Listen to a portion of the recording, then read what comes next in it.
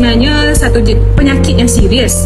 Okay, penyakit ni disebabkan oleh sejenis bakteria yang kalau tak salah saya lah namanya Mycobacterium tuberculosis. Okay, so penyakit ni boleh disebarkan selalunya melalui udara. Okay, kalau dulu TB ni kita dengar kita gerun kan, tapi sebenarnya sekarang ni TB ni dia dah boleh dirawat dengan syarat kita dapat rawatan awal. Tentang TB ni apa yang saya tahu, TB ni selalunya dipanggil sebagai batuk kering lah, dan dia merupakan satu penyakit yang tersebar melalui udara. Okey, sebenarnya TB ni adalah dijangkit oleh satu bakteria. Bakteria ini akan menyerang trachea dan paru-paru kita. So dia akan menyebabkan terhakisnya paru-paru. Dia boleh juga batuk, keluar darah, dan dia boleh berjangkit ke bahagian lain dan orang lain. Selalunya dia bakteria dan virus. Penyakit ni penyakit disebabkan penyebaran wabak lah kan. Contoh macam COVID-19 sebelum ni, contoh macam dari sentuhan pun kita dah kira penyakit berjangkit dah. Okay, seterusnya.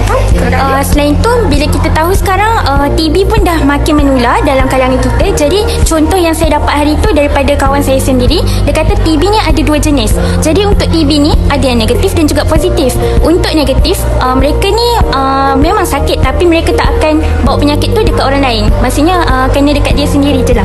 Itu je.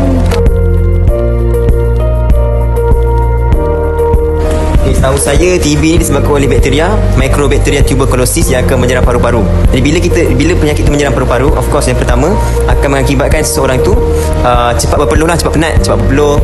Yang kedua dia akan mengalami batuk berdarah dan juga batuk berterusan almost dalam 2 minggu macam tu. Tanda-tanda dia. Okey, Puan Rafidah, mengapa penting bagi kita untuk meningkatkan kesedaran tentang TB, terutamanya dalam kalangan pelajar dan masyarakat umum? Okay, Assalamualaikum warahmatullahi wabarakatuh.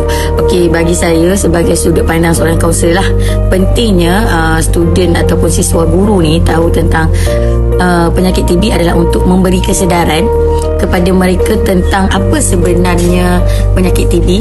Sekiranya ada kawan-kawan mereka ni yang terkena dan mereka lebih cakna dan tahu apa yang mereka patut buat dan patut ambil berat tentang kawan-kawan mereka. Dan ia juga sebagai satu input baharu supaya siswa guru ni lebih cakna tentang sesuatu penyakit berjangkit, tak termasuk TB ataupun penyakit-penyakit berjangkit yang lain lah. Okey, terima kasih. Okey, terima kasih Puan.